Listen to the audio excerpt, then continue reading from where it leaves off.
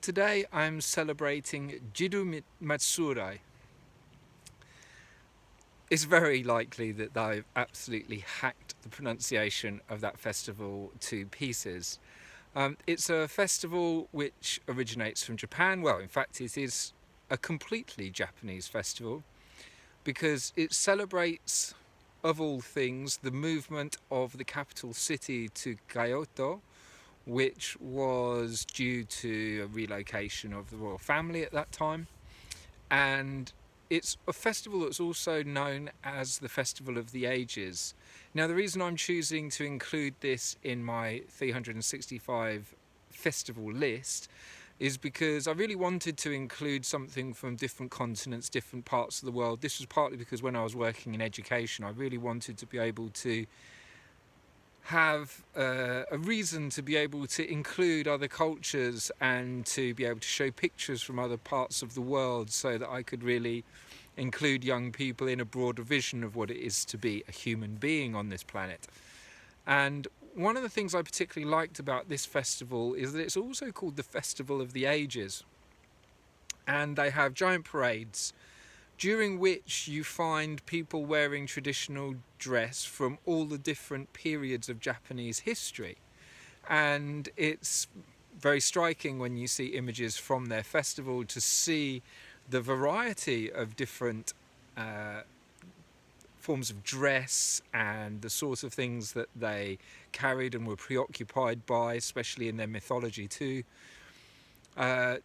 The variety that spans that 1,000 years or so since the origins of the festival. But as I understand it, some of the things that they wear and some of the periods they celebrate date from before this movement of the capital city about 1,000 years ago. So Jidai Matsuri is a festival which really embraces the whole of Japanese culture as far back as they can remember it. And it's funny because I feel a certain envy when I see festivals like that, because it seems that in Britain, certainly, our festivals are a bit more myopic. They're focused on just a period in the past or just a particular culture, rather than embracing and valuing all of these different parts of our history, especially in these modern times where it seems like everyone's supposed to feel guilty for being alive, let alone for being English, and let alone for being part of a country that has had some colonial power in the past. It's a shame because it feels like it wipes out all of those beautiful aspects of our culture which really are worthy of celebration.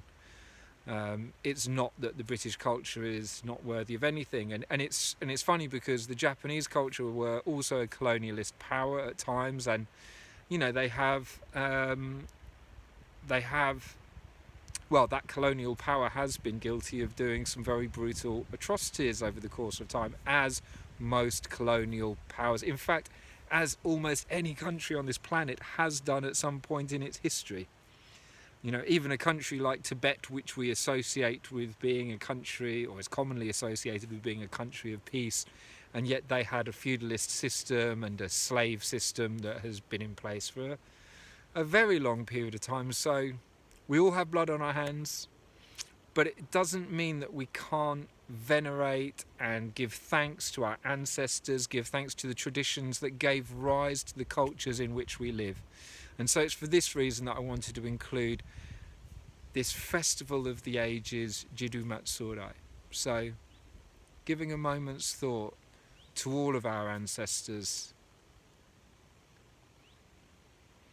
that have brought us here to where we are alive today.